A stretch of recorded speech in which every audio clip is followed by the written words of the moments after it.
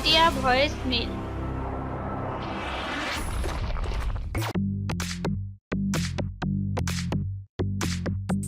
প্রেম কাহিনীর নতুন এপিসোডে সবাইকে স্বাগত।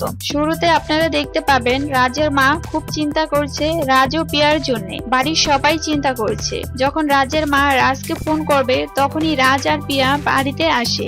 সবাই পিয়াকে ধরে বসায়। পিয়া কিভাবে মাথায় আঘাত পায় তা নিয়ে সবাই প্রশ্ন করে। রাজ বলে লালি ফুলদানি ছুঁড়ে পিয়ার কপাল কেটে দেয়। রাজের কাকি বলে দুদিন পরে বিয়ে, আর যাতে কোনো সমস্যা না হয় তার জন্য পিয়াকে বাসা থেকে কোথাও যেতে না করে দেয়। সবাই রাজ ও পিয়ার বিয়ের জন্য কেনাকাটা করতে বাহিরে যাচ্ছে। এদিকে পিয়া বাড়িতে একা দেখে রাজও বাড়িতে থেকে যেতে চায়। সবাই সন্ধ্যায় যাবে, তাই কি কেনাকাটা হবে তার তালিকা করতে সবাই ব্যস্ত। পিয়া রাজকে বলছে তুমিও সবার সাথে যেতে পারতে। পিয়ার ভাই পিয়ার বিয়ের জন্য বাজার করে বাড়িতে সবাইকে দেখাচ্ছে। লালির মা পিয়ার মাকে বলছে পিয়ার বিয়ের বেনারসি যাতে সাবধানে রাখে। আর সবার কথা লুকিয়ে লালি সব শুনছে আর মনে মনে বলছে কিছুতেই রাজ আর পিয়ার বিয়ে হতে দেওয়া যাবে না এবং বেনারসিটা নিতে হবে। তার জন্য আলো নেবানো প্রয়োজন। এই বলে আলোটা নিভিয়ে দেয় লালি। লালির মা মোমবাতি জ্বালাতে যায়। পিয়ার ভাই দেখতে যায় কি হলো, আর এদিক দিয়ে লালি বেনারসিটা নিয়ে যায় আর বলে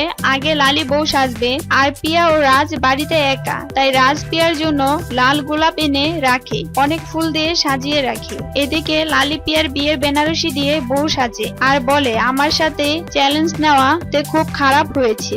একা একা কথা বলে ও খুশিতে হাসে। রাজ পিয়ার জন্য ছাদে খুব সুন্দর করে সাজিয়ে প্রিয়াকে সারপ্রাইজ দেয়। রাজ বলে এটাই আমাদের স্বপ্নের রাজ্য, আর প্রিয়া বলে সবকিছু যেন স্বপ্নের মতো মনে হচ্ছে। রাজ প্রিয়াকে চোখ বন্ধ করে রাখতে বলে এবং একটি বাজি ফুটায়। অন্যদিকে লালি বউ সেজে রাস্তায় বের হয়ে প্রিয়াকে কল দিয়ে বলে তোর বাসার নিচে বাহিরে আসতে। তারপর কি হলো জানতে হলে মিডিয়া ভয়েসমেলের পাশে থাকুন আর প্রতিদিন নতুন নতুন ভিডিও পেতে লাইক, কমেন্ট